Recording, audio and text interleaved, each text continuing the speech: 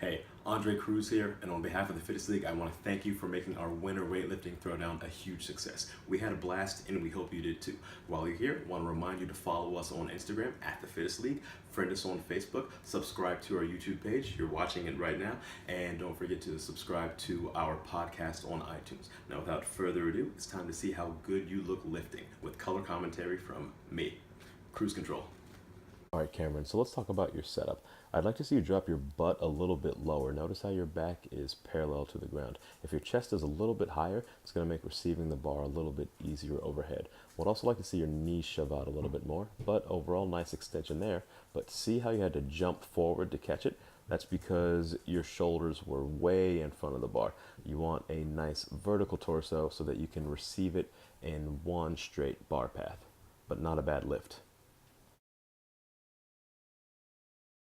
Same thing applies on your second lift here. We'd like to see that torso more upright. You've got to jump forward to chase that bar, but you managed to save it.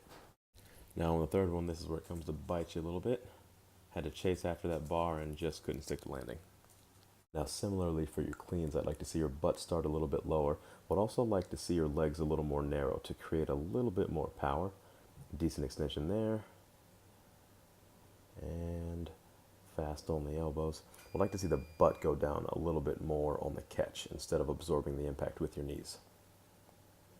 Now also right here, I'd like to see you reposition your feet into a more narrow, powerful position, similarly to when you're pulling from the floor. Whenever you're going to do any kind of ballistic jumping, you want your feet to be a little more under your hips to create a nice drive.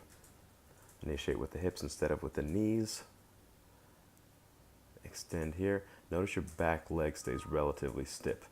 If you bent that back knee a little bit more, you would have absorbed that impact and it would have been a little bit of a cleaner lockout on the jerk. Similar here, we jump a little bit forward on the clean, but the jerk is a little bit cleaner than your previous one. Nice stick there. And on this last one, you definitely use your legs a little bit more to catch, but knees are still a little bit forward, could use a little more hips. Now check out your jerk here. Had to press that one out because that back leg was so stiff. If you'd bent that back knee and absorbed that impact, you would have had a nice clean lockout. Obviously that will count in a CrossFit setting, but in a weightlifting setting, not so much. So overall, I think if you just remember to start with your feet a little bit more narrow, you're gonna have a lot more power from the floor.